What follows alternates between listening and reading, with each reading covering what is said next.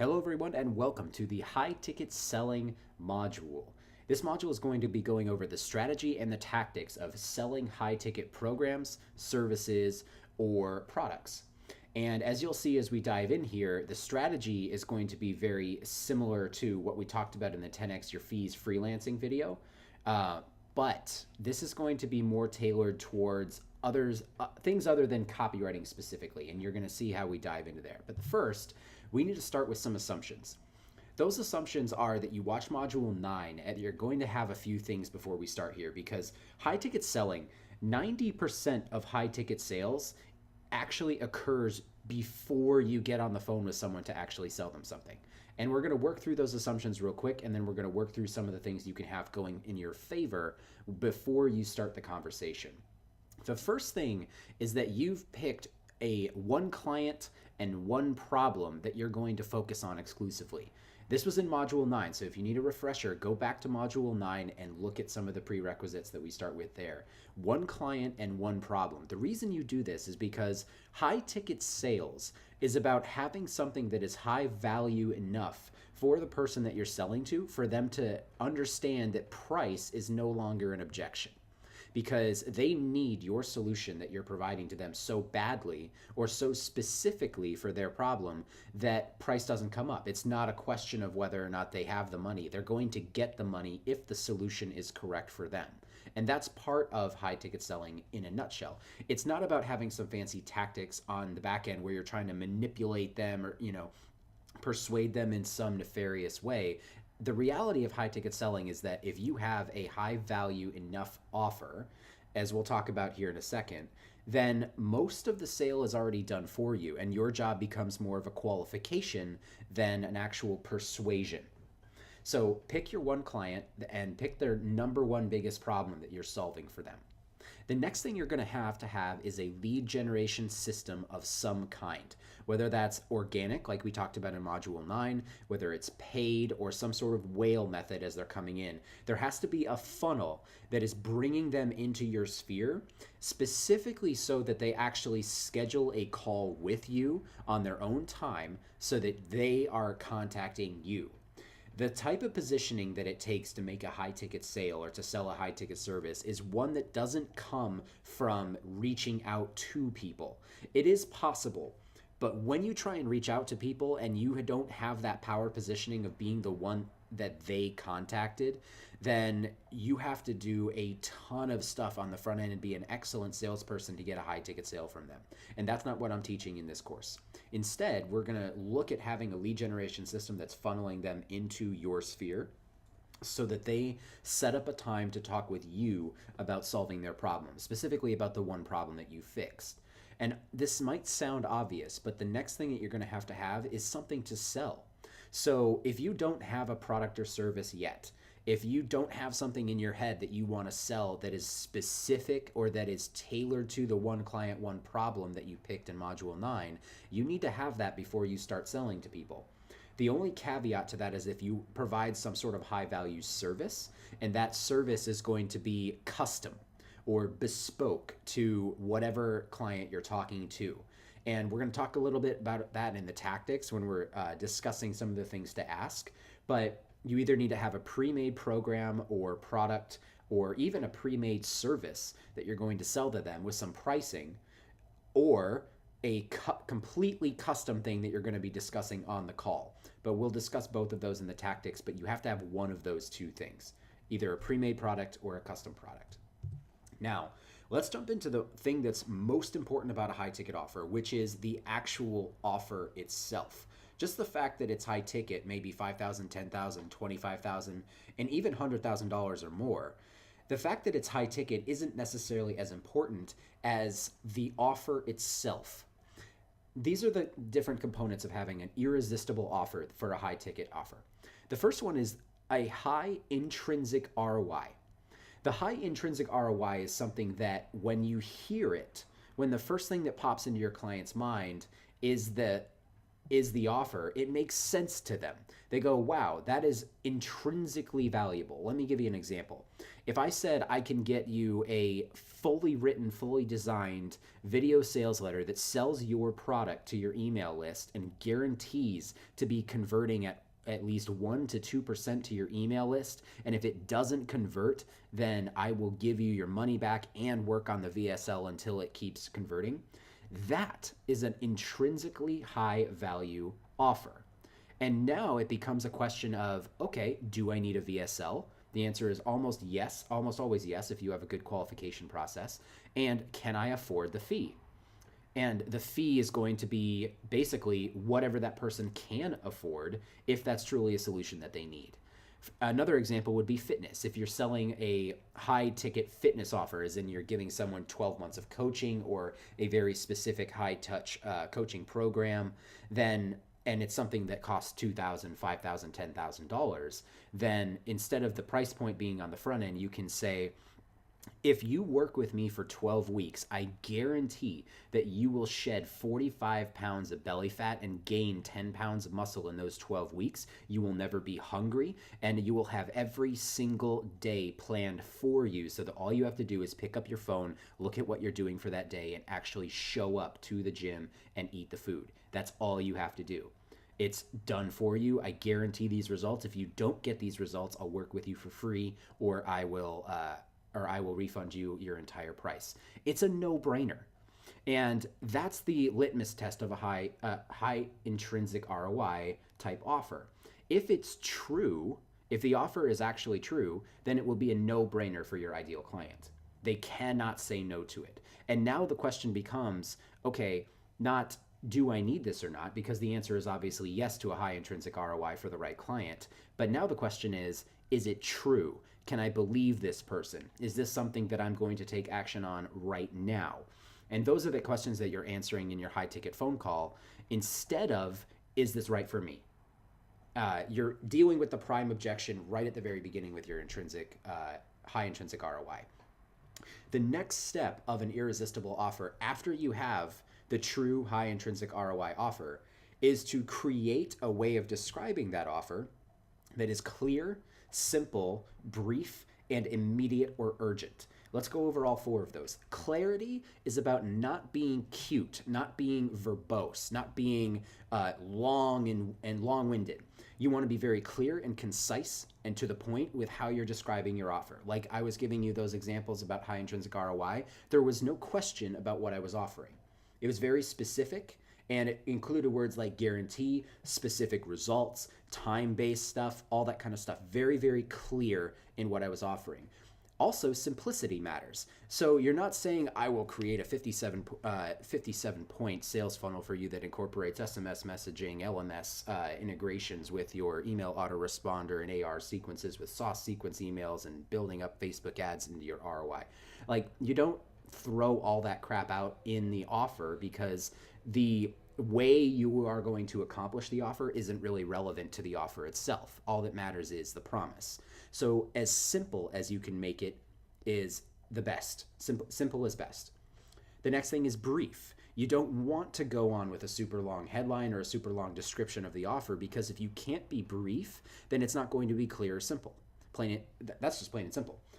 And also urgent. Because one of the things you're going to try and overcome with your clients with high ticket products is inertia and fear. Because a lot of people, when spending big money on something that they know they truly need, still have that sense of inertia. They have that sense of, I don't know if I should get started with it right now.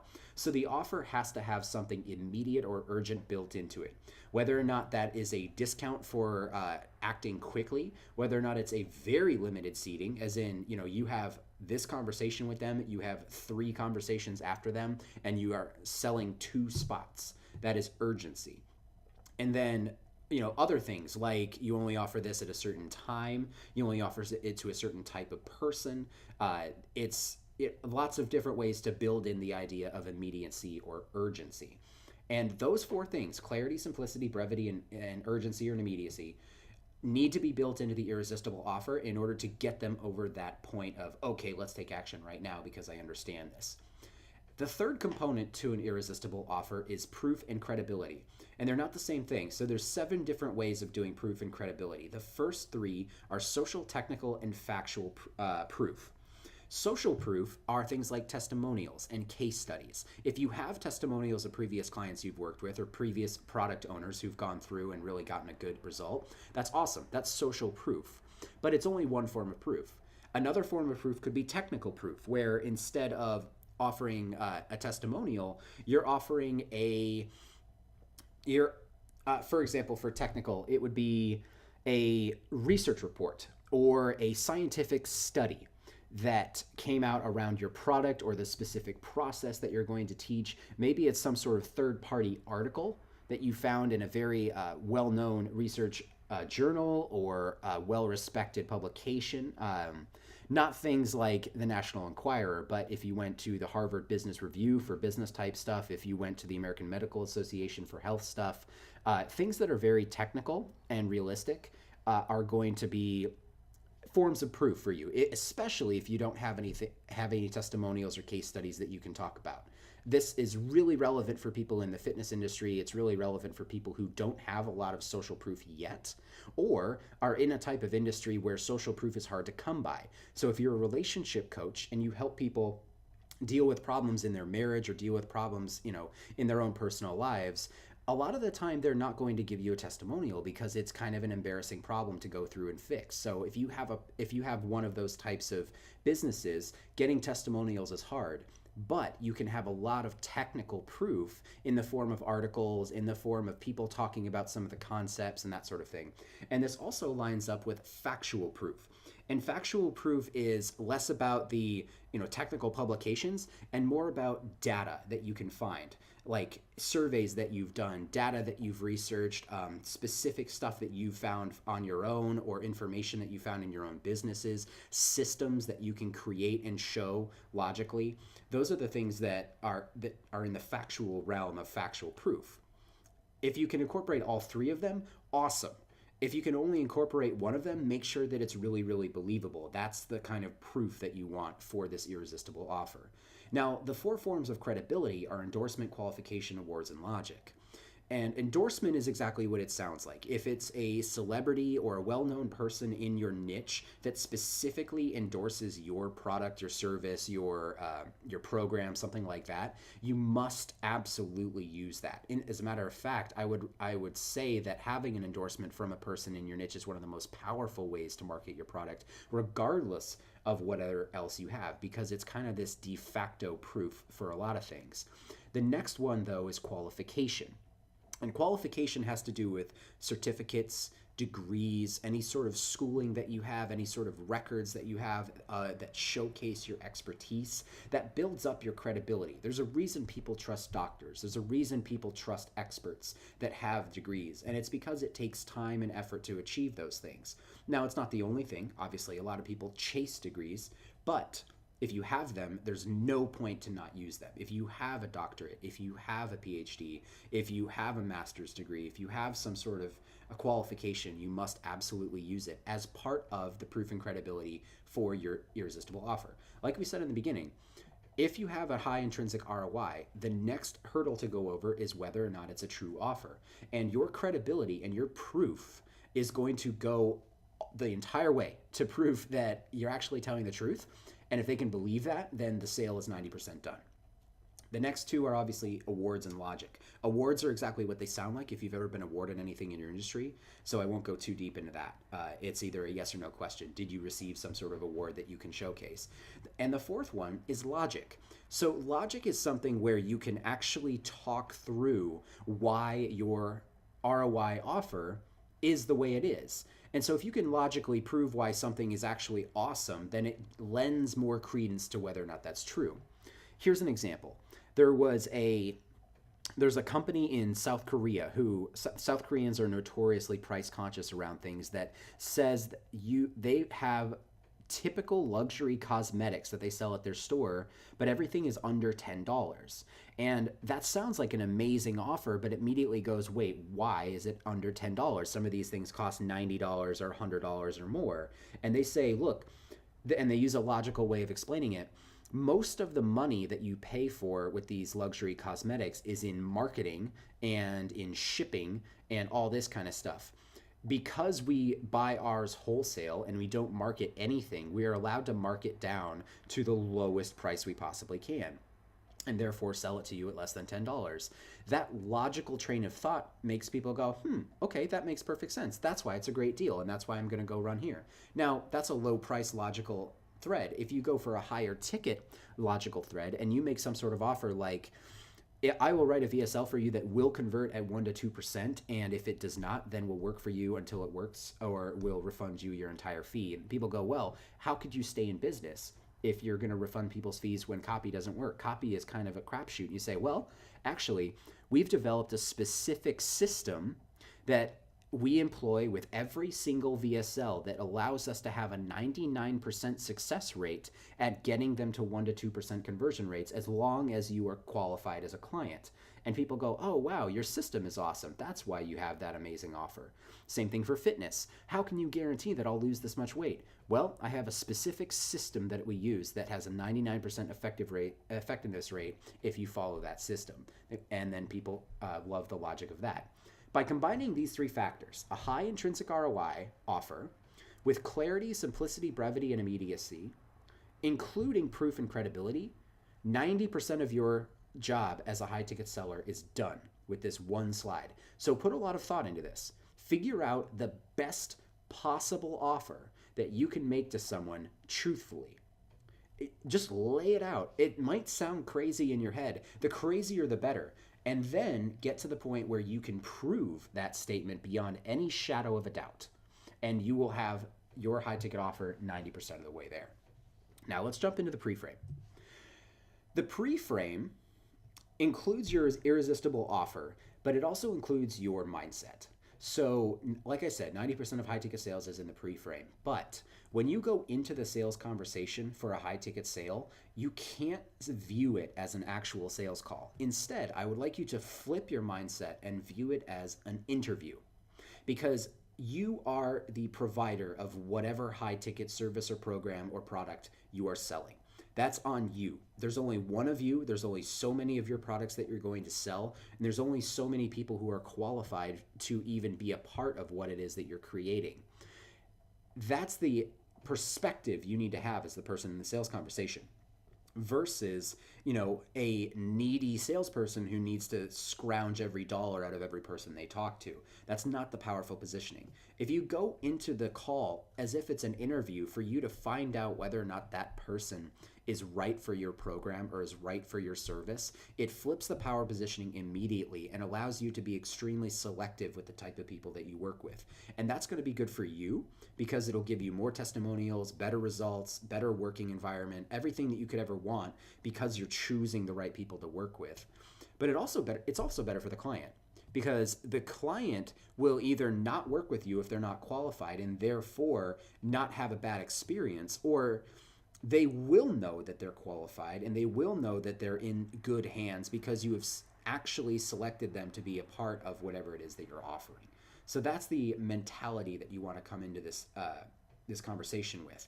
And then once you're in the conversation, you want to play the role of a doctor or of a therapist, someone who is really trying to dig down and diagnose the problem that client or prospect is dealing with, versus just taking an order from someone, being a fry cook. If you diagnose the problem, you're in the power positioning, you're allowed to look deeply into their lives, and you're not going to give them some sort of solution that isn't going to be right for them. But if you're taking an order, then you basically get on the phone and you start getting yelled at, or you start getting dictated to, or you start having people tell you what they want from you. That's not the powerful way to do a high ticket sale, and you're not going to make any high ticket sales from that perspective, because it devalues you and it makes the people who are paying those fees, or that might be paying those fees, it makes them worried, because they don't want to talk to someone who's meek, or someone who's just scrounging for money, or someone who's willing to be dictated to if they truly believe that you are an expert who can solve their one problem. And the last thing I wrote down there is just kind of a mentality shift. There's only one of you, there's only so much of your time, and there's 7 billion other people on the planet. So Don't worry about getting told no. Don't worry about getting told this isn't right for me or your program sucks or anything like that, because those are the opinions of individuals. And as long as you do have a program that genuinely helps people, those types of people are just noise, and it doesn't pay you anything financially or emotionally to pay any attention to them. So that's the pre-frame, that's the mentality. Irresistible offer, and then the mentality and the pre-frame that you need to have going into the call. So let's talk about actually setting the call frame. This is what happens as soon as you hop on the phone. And this script that you see on the screen is something that you can actually use in any sales conversation that you have when you're selling something high ticket. And so let's talk about this for a second. You say, "Hi, name. Good to have you on the call today, but just so you know, I have calls lined up right after this one, so we've got to stick to 45 minutes. You scheduled a call to discuss blank, whatever the reason was they give you in the scheduler, correct? All right, what specifically interested you in reaching out today?" That's it. That's what you say in the beginning. And here's how that works psychologically. So first off, you're building a quick rapport by saying, "It's good to have you on the call today." You're not launching directly into your frame. You're saying, "Hey, thanks for being here. I appreciate your time. I hope you respect mine," that kind of thing. But you're immediately setting the power frame of going, "Look, I have calls after this one, and so we have to stick to a very strict timeline." That gives you a very powerful frame in the client's mind. It shows that you are a professional, and it shows that you do have other people that you're going to talk to. Now, let's assume for a second that you don't have any other people to talk to after this, and this is the only person you're talking to. You still need to have the perspective that you're going to move on from this person in 45 minutes, regardless of whether or not you have anyone after them. The reason being, if you put too much emotional energy into the single conversation that you're having with that person, they will feel it, even on the other side of the phone. There's a reason why telemarketers are told to smile when they talk to people. There's a reason why salespeople are standing up at their desks when they talk to people. The energy you have at a call or during a call is going to transfer through to the other person. And it's not some woo-woo stuff. It's actually been proven in a lot of different research studies on how people interact with each other, even over phone and things like that. So the energy that you have going into this by saying, "I have calls lined up after this one, so we've got to stick to 45 minutes, is a powerful frame of a person who's a professional and going to offer some real value to this client today. Now, the next part of it, you scheduled a call to discuss reason, and asking correct, is forcing them to answer the most immediate problem that they have. If they scheduled a call with you, like you were taught in Module 9 and like you have your lead generation system set up for, then they did that for a very specific reason. And you should know that reason going into the call, or you should at least have a very good idea of what that reason was. And you need to bring that immediately to the forefront at the very beginning of the call, because you're not here to chit chat. You're not here to give them advice. You're not here to teach them stuff. This call is specifically created so that you can verify whether or not they're going to be a good candidate for whatever high ticket thing you're selling. So that next part of the sentence is, you scheduled a call to discuss reason, correct? And that's a yes or no thing, or it's a clarification thing. They go in, "Yeah, I wrote that down, but actually what I really wanted to talk about was this." Or, "Yeah, I wrote that down, but I really just wanted to hear a little bit about what you do." So they'll say something, and it will get them to respond, and again, position you as the person in charge of the call. And like we talked about here, you always control the call. It's your job to control the call. It's your job to be the authoritative person in the room when you do that. The third part of this opening sentence is, what specifically interested you in reaching out today? So first, you're getting the verification of the reason they called, right? You scheduled a call to discuss reason, correct? Yes or no? And then you ask them the follow-up, what specifically interested you in reaching out today? That's going to make them kind of come up with the real reason that they reached out to you. So if they said, "I want to discuss, a VSL," right? Okay, they want to discuss a VSL, but what specifically interested you in reaching out? And then they say, "Okay, well, I saw some of your posts, and it looks like you are an awesome copywriter, and you want to, and we would really want to explore with you. We've got a product that we need to write a VSL for, and it looks like this, and blah, blah, blah." And so you're getting the specifics on the reason they called you. If you're in fitness, you're in relationships, you're getting the specifics on what they called you. And as you can see down here a little ways, The the word specifically, the word exactly, the word precisely is a very revealing question, or a very revealing set of words, because it's going to force the person that you're talking to break out of their story and actually tell you what's really wrong. And that is going to set up the conversation to a place where you can actually help them fix what's wrong rather than having them spew their story at you and then never get anywhere.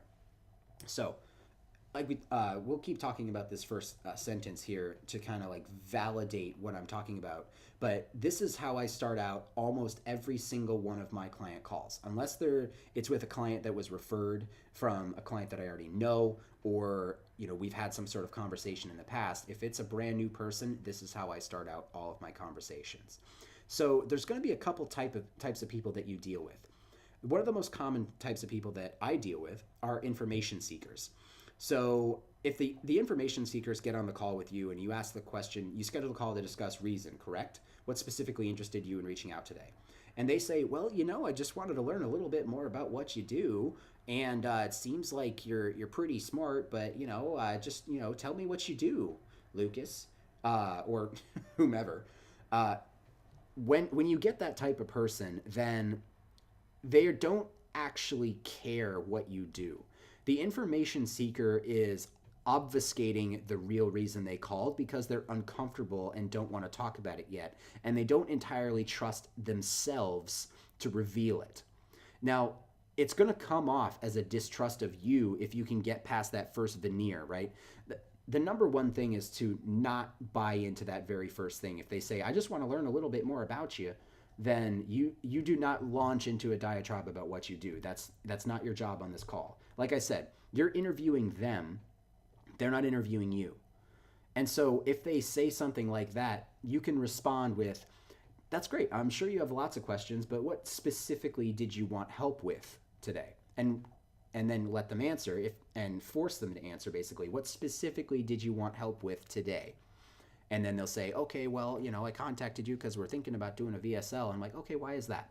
Well, our last copywriter didn't do a great job, and so we're trying to find a new one, and it's kind of a short notice thing. You're like, oh, okay, so it's, you need it done quickly, and the last copywriter bombed the project. That stinks. Why is that? Or why do you think that was? And it's like, well, And so you start the actual conversation around the problem rather than letting them rope you into a conversation about you. This is not about you on this call. This is not about you proving yourself to anyone. This is not about you doing what they ask you to do. This is about you verifying and validating that they are a good fit for whatever service or program you're offering.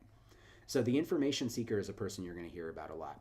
The second type of person that I see most often is the power grab person. So this type of person isn't a passive information seeker. Instead, they're the kind of person who just immediately launches into a dictatorial type relationship where they're like, yeah, we need a VSL done. We need it now. And I need to know what your rates are because I don't have much time for this call. And, I just need to know what your rates are. I need to know if, we're looking at several other copywriters and I just, I took this call because that's what you wanted or something like that. It's the power grab. The best way to handle a person who comes in with a very powerful mentality or trying to take the power away from you as the person who like kind of owns the conversation, the best way to deal with that is three different ways. The first way is to judo it. So judo in the sense of take that power and just shift it back into them. So if they say something like, yeah, I just took this call because you had me sign up for it, I'm like, okay, well, I appreciate you jumping on, but we do have a time limit here. So what specifically did you want to reach or talk about today? Like that kind of thing, because you've already positioned yourself as having a time limit and you said, okay, well, what specifically did you need help with today? So we can just get right down to brass tacks. And that allows you to maintain the power positioning while also kind of flipping their energy into something that not only validates what you said, but also validates what they said. Because if they're on a time crunch, then you can go straight for the kill and say, okay, why did you contact me today? And then start actually having the conversation. The second thing is called the small denial. And the small denial is if they try and maintain power positioning and say something like, I only have 30 minutes for this call, especially after you say 45 minutes in your opener. Well, I only have 30 minutes for this call, so we don't have to take the full 45 minutes. And I have had this happen. We don't have to take the full 45 minutes. I only have 30 minutes for you. Okay, let's do 20 minutes so I can get lunch before my next call. So we'll just keep this down to 20 minutes. Now, what's the most important, or what's the main reason you reached out to me today? That's the frame, the way to kind of shift it with a small denial of them being able to like take over your control. You're denying them the control while not being an asshole about it, right? Let's just do 20 minutes so I can go get lunch before my next call. And the next thing obviously is defiance. And defiance is kind of like where you play the power game back and forth and you turn it into a game. That's more of a personality thing. I don't coach that. If you are the kind of person who likes to play those power games, then you can do it. But it's essentially where they push the power forward. You kind of defy them in a little way that says, well, no, actually, we'll talk for 45 minutes because that's what you scheduled, or otherwise you're wasting my time. Like that kind of defiance is going to grab the power back, but it's a give and take thing. I don't really coach that. So this is the way to start the call and kind of frame the call for your own, and a couple ways to deal with the types of people that you're going to see if they just don't automatically answer your questions. Just remember, you're always in control of the call, and you don't have to work with anyone who makes you feel weird or that you don't want to talk to. Plain and simple. If somebody's making you uncomfortable, the easiest way to say that is, you know what? I can tell this probably isn't a fit. I appreciate your time in the call, but I'm going to go ahead and end it here. Thank you very much. And then hang up, because you really don't have to talk to people that you don't want to work with. It's that simple. And that kind of power positioning is very good to have sitting with you as you talk to people for your high ticket service. Now, one of the resources that I want you to use is to go back to Module 2 and look at the 11 authority questions, because those authority questions are very specific, not only to freelancers, but to people who you want to pry into their situation and really probe for the pain that exists in their situation. Now, it's not going to be specifically relevant for you if you're not a freelancer looking to get a service contract, but you need to take those 11 authority questions and modify them to your product or service. Because while the specific wording of that question might not be relevant for your industry, the tone behind it and the insight that you're going to get for your industry absolutely will be if you modify it just to fit your product or service. So make sure to go back to Module 2 and make sure you have those 11 authority questions in your toolbox when you have these conversations. Now, after you've set the call frame using that sentence, and you're getting them to start discussing why they contacted you, you're going to want to do 4 things in order. The first thing is find the pain, right? Like I said before, you're going to be using the words exactly, specifically, precisely. You're going to be finding the pain. You're going to dig, and you're going to say why. That's the second thing. You're going to find the why, and you're going to ask, why is that important to you? You're going to dig down into the criteria that they have. Very similar to the market research you do for writing copy. You're actually just researching into this specific person during the call and trying to figure out what makes them tick. Why do they really care about getting a VSL done? Why do they really care about losing 45 pounds? Why do they really care about fixing their marriage? Like, it's going to be something that is very visceral to them, but they're never going to reveal that up front. So first things first, find the pain and ask questions like exactly. So exactly how much money did you make last month? Exactly how much weight did you lose in the last 3 months? None? Okay, exactly how much weight did you gain in the last 3 months? Okay, 15 pounds. Specifically, how many leads did you get last month? Specifically, how many arguments were you having with your wife last month? Right? Precisely, how many miles did you drive in your car? So you're asking them these very probing questions, because what it's going to reveal is, one, whether or not they have any actual data, which is very relevant for you if you're going to try and solve their problem. But two, it's going to reveal the specifics. It's going to reveal the stuff that you actually need to know in order to help them. And it's basically going to get them on the real plane and out of their story and out of the crap that they tell themselves and everyone else every day. So find the pain, and then once you find the pain and ask them specifically and find out what their goals are and all that kind of stuff, and why they're running away from the pain, or why they're having these issues, or why they think they're having those issues, then you're going to dig down into the criteria behind those goals and desires and pains and all that kind of stuff, and really find out where they are at their core. again, this is an interview. You're trying to figure out enough about this person to make a decision for you whether or not you want to work with them. And if you hear something during the call that makes you go, I can't help them, then you can say that. You can say, well, it looks like based on this, we're not a fit. I appreciate your time, and thanks for calling. Or, you're listening and you hear someone you can help or that is a good fit for your service, and you go, and then now it just kind of builds up that confidence for you, but it's also something you're writing down on a little notepad afterward or during the call, where you have all of this evidence now that you can start to use in the call if you need to start convincing them for some reason, like if they start backpedaling or whatever. The third thing you want to do is investigate their level of commitment. So they did schedule a call with you and they went through your entire lead generation system, but this is where the rubber meets the road, is this conversation, this call. Because if they don't want to take action, it will show in this call. And your job as the high ticket seller is to make them take action one way or the other. They don't have to say yes, but they have to say yes or no. They can't say maybe or later or contact me or send me more information. Your job on this call is to make them make a decision. And here's the cool thing about it, especially with your power positioning. If you make them make a decision and they aren't, and they're saying, oh, well, send me some more information, then you get to make the decision for them. And you say, okay, I understand that you want to take more time to make a decision, but you scheduled this call and you went through all the information that we put into our lead generation, and you told me that you had these exact problems that are happening in this exact way, and this is why you want to solve them. And if you don't want to make a decision on this call, then I can tell that you're not actually as invested into the solution that you said you would. So we're not a fit. And that type of powerful positioning is going to make them either go, you know what, you're right, or it's going to make them go, no, you're right, we need to start this. And so it's going to knock them off the fence one way or the other. If they get mad at that type of frontness, then it's a defensive mechanism and you can work with that. Or you can simply say, you know what, you're right, we're not a fit. And move on, go from there. Like I said, this conversation is designed to make them make a decision rather than seesaw around or need information.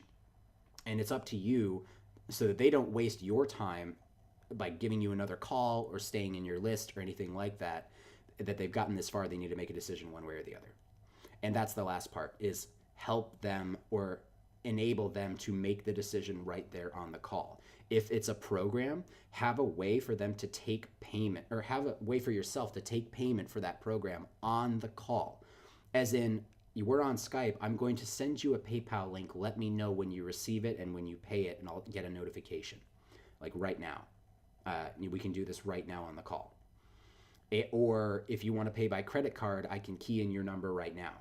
Take a payment right there on the call, because as most good salespeople know, once you lose them, once they're off the call, then the chance of them not actually paying goes up by around 50 to 90%, depending what your industry is, if you let them off the hook right there on the call. And that's not some weird scammy tactics. That's literally just life. If they decide to defer the decision further, then they're going to decide to defer the decision on and on and on and on. So have a way for them to take payment right on the call. If you provide some sort of service, as in it's custom, it's bespoke to every single client, then I actually encourage you to not take payment on the phone and instead get everything you need from them and say, okay, it looks like I have everything I need to create a proposal, but it looks like we're looking at these specific things here. We're going to look at this type of ROI for those types of things. And this is the plan that we're going to follow. Do I need to add anything else? Do you have anything specific to the call? If you're providing a service, go back to the 10x your freelance fees module, because there's some specific things that you want to line out for this high ticket sale. And then go away and write the proposal that is basically exactly what you talked about on the call. And then if they say yes or no, you know it's a question like either an objection that came up in between, or the fact that it's going to be a bad client who doesn't pay you on time and you don't need to waste any more time. So those 4 things: find the pain, find the why, investigate commitment, and actually enable them to make a decision right there on the call. And that, guys, is it for high ticket selling. Frame the conversation in the beginning, like we talked about here. Frame the conversation in the beginning of the call with a time focus and specific questions. Understand that you're going to be meeting a lot of different type of people with these types of conversations, but always maintain the control of the call, because it's you interviewing them, not them interviewing you or demanding anything of you, right?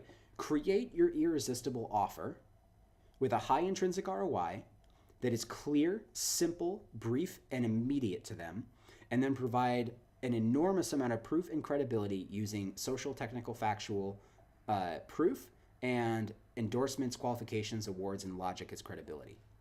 That is going to do 90% of your heavy lifting. The other part of that 90% is your mindset. It's an interview, not a sales call, and you are diagnosing the problem. You are not taking an order. Bring those things into the call and then frame the call like this, and understand the 4 things you have to do during the call. Find the pain, find the why, investigate commitment, and make the decision. And that is all there is to high ticket selling. Everything else that you're going to hear is either fluff or a specific template that worked for that specific salesperson that doesn't take into account your personality, your product, your industry, your price point, or the clients that you're talking to. So this is the high level strategy and the tactics that you can use and that I've taught to other people to use that have helped me sell 6 figures worth of copywriting every single year for the last 3 years.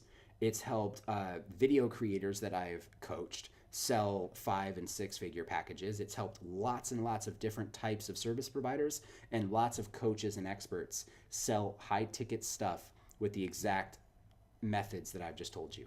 So go out, do great things, start selling higher ticket things. That was the high ticket selling module. Thank you for your time today.